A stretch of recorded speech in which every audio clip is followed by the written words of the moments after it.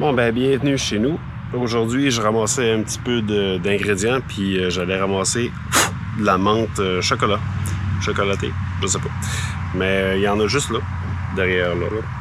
C'est comme un genre de mauvaise herbe, mais accepté, mettons. Ça pousse à travers les asperges puis tout ça.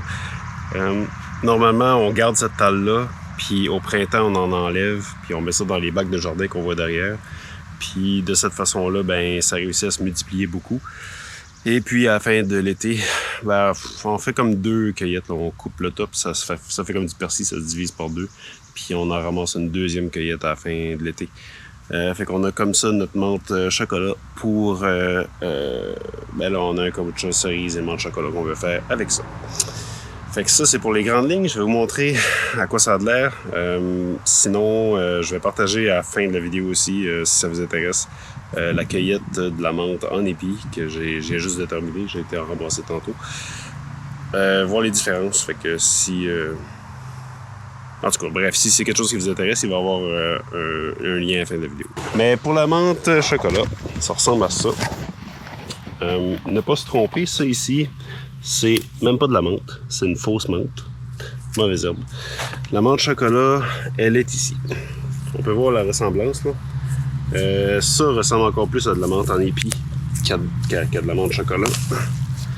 Surtout avec toutes les petites pousses qu'il y a tout autour.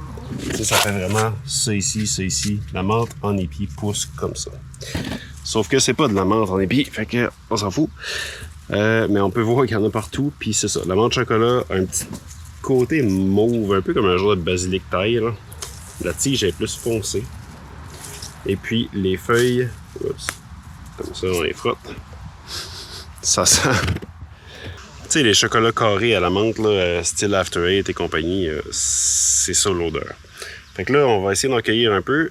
Contrairement à la menthe, ben, les menthes pas mal poussent toutes de la même façon.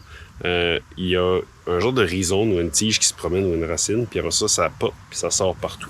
Fait que tu sais, si je tirais dessus, je me ramasserais à tout déterrer le plant, puis en arracher partout. Ce qui serait pas tellement un problème, c'est juste que ben, ça l'empêcherait de repousser à cette place-là l'année d'après.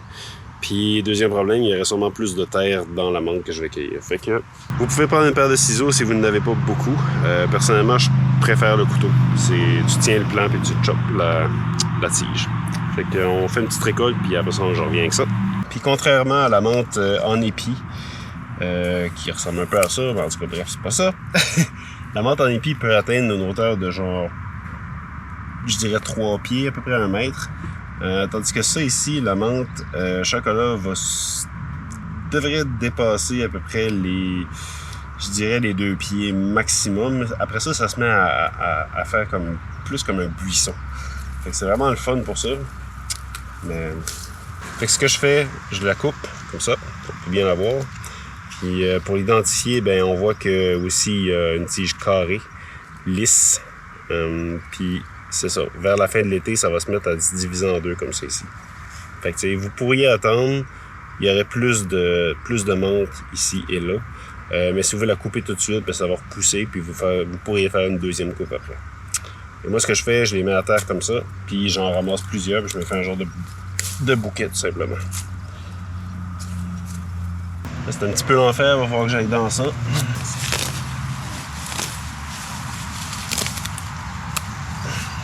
Bon, c'est assez pour faire une vidéo pour vous.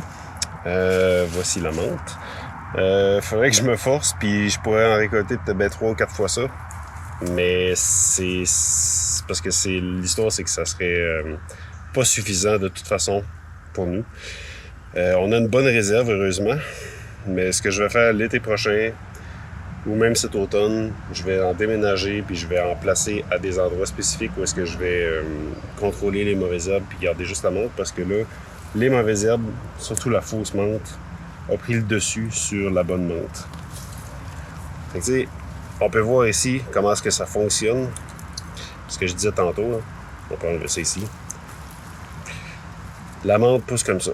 Il y a une espèce de rhizome qui pousse, puis sous la terre comme ça, il se trouve à popper une menthe, deuxième menthe, troisième menthe. Puis là, ici, on peut voir que ça a été coupé, mais tu sais, tant et aussi longtemps que la racine vit, ben, ils vont en sortir comme ça à tous les endroits. C'est vraiment pas difficile de cultiver ça dans un bac. Fait que tu prends au printemps, tu tires, tu ramasses tout le rhizome, tu te fais des rangées de menthe, puis après ça pousse. Puis l'histoire, c'est ça, c'est qu'en l'espace de 5 minutes, tu passes avec un couteau de cuisine, tu choppes tout, puis ça prend 5 minutes, là, c'est fait. Fait que plutôt que de perdre mon temps là, je vais me concentrer sur d'autres ingrédients. Puis là, moi, ce que je vais en faire, c'est la faire sécher. Puis il va suivre une capsule avec la menthe chocolat, savoir comment on l'utilise, quelle recette est-ce qu'on peut faire avec ça. Puis je vais la mettre à la fin de cette vidéo-ci. Si vous écoutez ça puis que la vidéo de la menthe vient juste d'être mise en ligne, alors j'aurais pas eu le temps de faire la recette encore parce que je vais l'utiliser séché. Sur ce, moi j'ai chaud, je suis tout mouillé. Je vais en faire sécher ça. Salut!